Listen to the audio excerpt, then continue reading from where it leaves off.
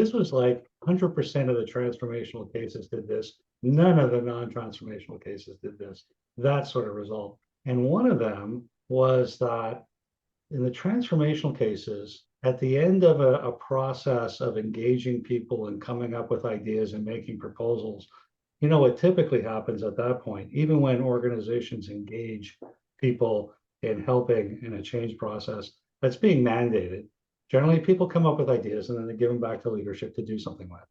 But in the transformational cases, that's not what they did.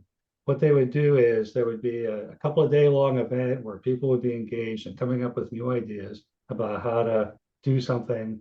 And then at the end of which the leadership would come in and would say something like, okay, we all know what we need to do. You know what we need to do. You don't need to talk to us. Tomorrow, go back to work and do it. Just start doing it. Don't wait for a committee. Don't wait for a plan. You have permission, just go act. And at the time, I called that an improvisational approach to the action phase in action research. That was building off Frank Barrett's work on improvisation at the time. Now I would call it an emergent approach. And that seems to be the language that's kind of stuck. But that's the generative approach. The generative approach is, collect all the ideas and then you're in a top-down kind of problem again. You launch as many different things that people want to actually act on. You launch them and then you pay attention to what happens.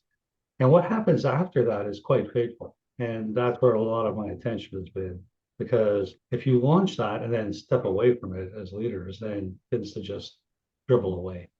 But if you launch that and then tend that like farmers, where you are, cultivating the soil and adding nutrients and pulling out the weeds, that sort of thing, it's amazing how much change you can create, how rapidly you can create it. So that was 2005 paper that got me started on this and made me realize at the time that what was going on in the organizational change textbooks was they were taking things like appreciative inquiry, open space, future search, and trying to cram it back into the plan change model, where you start with identifying what the problem is, and then you collect data, and then you analyze that data, and then you come up with a solution and a vision, and then you drive it through something, so on and so forth.